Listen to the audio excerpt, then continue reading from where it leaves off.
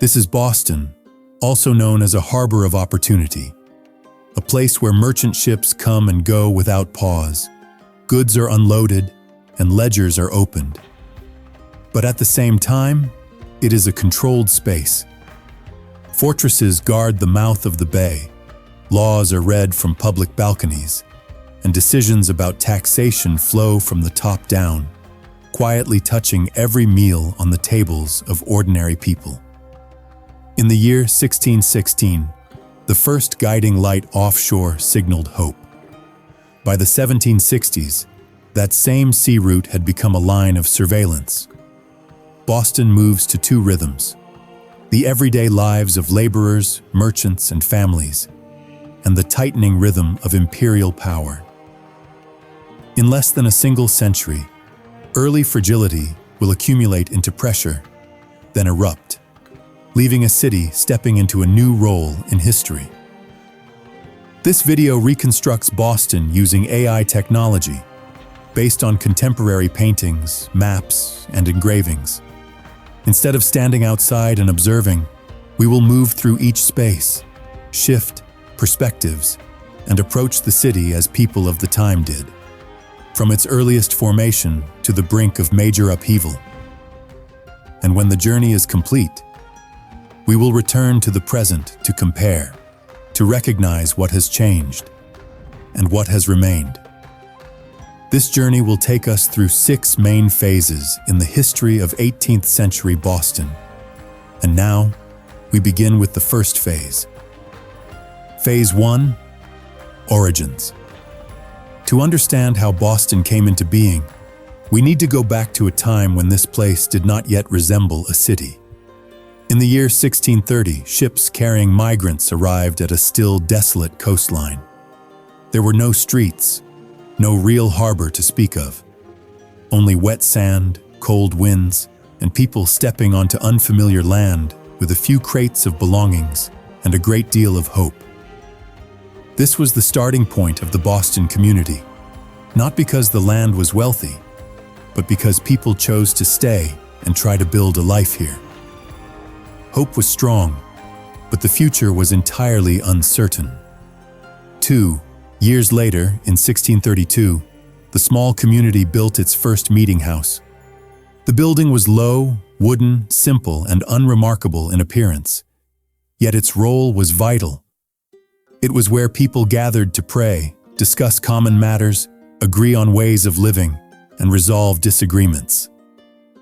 The sound of wooden shoes echoed across the floor, and conversations unfolded slowly and seriously. From meetings like these, Boston's first social order began to take shape. Even so, everything remained fragile.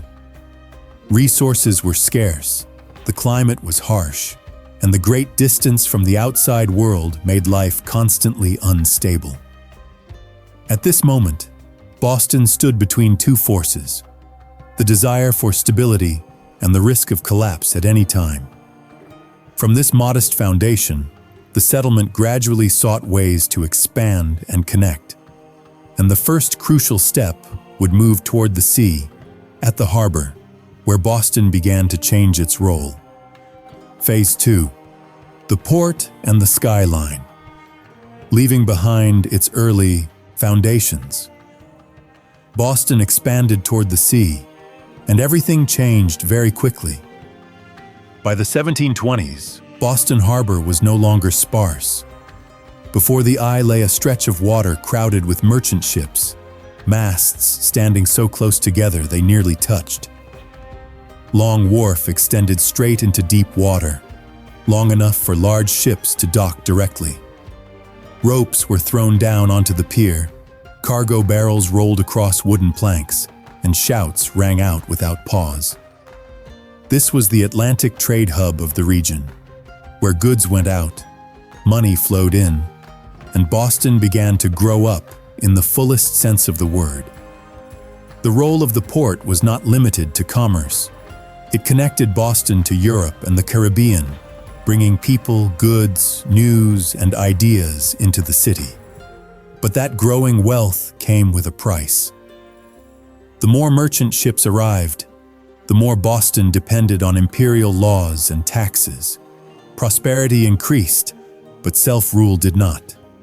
And at this point, Boston stood only about 50 years away from the first shots at Lexington. Behind the docks, the skyline began to take shape. Rising clearly above rooftops and warehouses was the steeple of Old North Church. For the people, its bells did more than mark hours of prayer. They helped orient the city and hold the community together.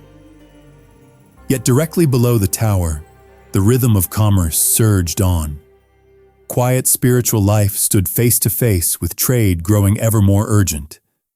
As Boston looked out to sea to build its wealth, something else appeared offshore as well: surveillance. And to understand that, our next stop is the lights beyond the harbor mouth and the fortifications that controlled the city's entrance. Phase 3. Imperial power. Leaving the harbor behind and looking farther out, imperial power begins to take shape on the surface of the water. In the fog beyond the mouth of the bay, Boston Light stands alone on its rocky island. Since 1516, this light has guided ships home after weeks crossing the Atlantic Ocean. To sailors, it signaled land, safety, and the nearing end of a journey. The beam cut through the salty mist, steady and unmistakable, becoming a symbol of hope for a city that lived by the sea. But that hope did not exist apart from war. When conflict erupted, this very lighthouse was destroyed in 1776 as British forces withdrew from Boston. The mini-conflict here is clear. What was built to save ships became a target in warfare. The same light served two opposing roles, guiding the way and being extinguished. Moving deeper into the bay, Castle William sits low but heavy. Stone walls encircle it, cannons aimed straight at the shipping channel. Its function is direct, military control.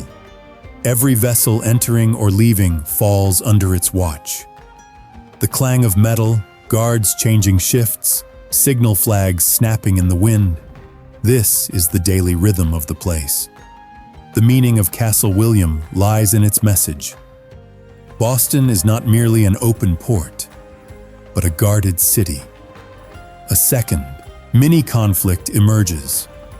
Commerce demands freedom, but imperial security requires strict surveillance. These two forces coexist right at the bay's entrance. With the guiding light and the gun barrels both facing the sea, Boston enters a new phase, and those tensions will soon spread inland, where intellectual life and government begin to drive deeper transformations. Phase 4. Intellectuals and government. Leaving the harbor gates and moving inland, Boston's story shifts into quieter spaces, but ones no less important. Around the 17th century, across the river in Cambridge, Harvard College comes into view with a small, orderly yard. A few low brick buildings surround a grassy common. Students walk slowly, books held to their chests, occasionally stopping for brief exchanges.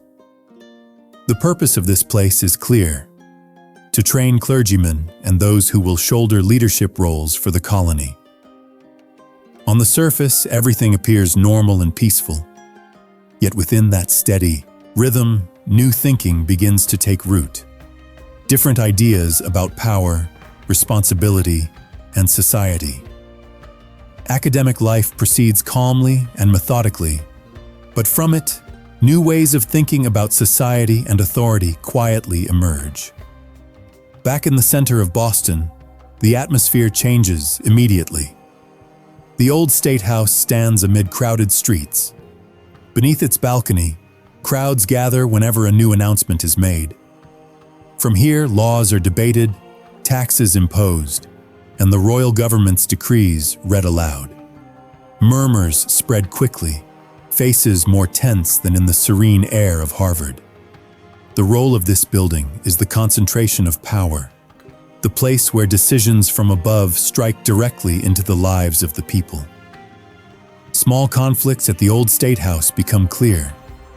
Governance requires order, yet resentment steadily grows as the burdens of taxation and control become familiar. Two currents, ideas taking shape and authority being enforced, begin to move toward one another, and when those pressures leave the classroom and the council chamber, they will surface in everyday life, in the shared spaces of the city. The next stop is Boston Common. Phase 5. Ordinary life and pressure. Leaving the centers of power behind, Boston Common reveals how pressure was seeping into everyday life. By the late 1760s, Boston Common was a shared space for the entire city. On the broad grassy field, livestock grazed, children ran and played, and townspeople passed through as part of their daily routine. Yet right in the middle of this scene, British soldiers assembled and drilled, drums beating steadily, booted feet striking the ground. There were no confrontations, no clashes, just a constant presence. That very normality is what stands out. The pressure did not come from a single sweeping order, but from power showing up every day, right where people lived their lives. From above, the Province House overlooked the common, a reminder that all ordinary activity lay within the sight of royal authority. A space meant for rest and daily use now carried the feeling of being watched and controlled. At this point, Boston was only about 10 years away from independence. What unfolded on Boston Common made one thing clear. Tension had become part of everyday life, without proclamations, without slogans. And when pressure builds for long enough, people begin to look for other places to speak their minds, behind closed doors, before the story finally moves into the open. Phase 6, the breaking point. When pressure has built for long enough, Boston crosses a line from which there is no return. On a December night in the year 1773 at Boston Harbor, crates of tea were hauled up onto ship decks and thrown into the freezing water. The sea wind howled, and hands shook from the cold. This was not an impulsive act, but a very clear way of saying no to the taxes imposed by the British government. Tea was not just a commodity, it was a symbol of control. Throwing it into the sea meant silence was no longer an option. Yet at the same time, everyone understood that consequences could come swiftly. At this point, Boston was only months away from open conflict. After that night, discussions continued behind closed doors. At the Green Dragon Tavern, voices were kept low as people shared information and searched for ways to organize. Opinions remained private, weighed carefully, but resentment could not stay hidden forever. By the year 1775, everything moved into the public sphere at Faneuil Hall. The hall was packed. Quiet conversations turned into loud debates, then into calls for action. From this point on, Boston no longer reacted in silence. The city had entered a phase of confrontation, and history began to turn in a different direction. Looking back on this entire journey, it is hard to believe that Boston once began as a fragile coastal settlement.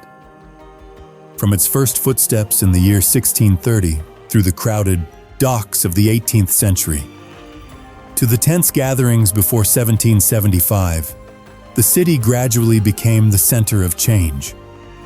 What you have seen, low wooden houses, piers stretching into the sea, halls packed with people, are not just scenery, but places that decided how history would bend.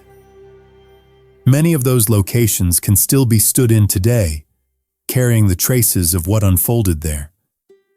That is why reconstructing a specific period helps us understand why Boston matters, not just what happened there. This journey is still ongoing.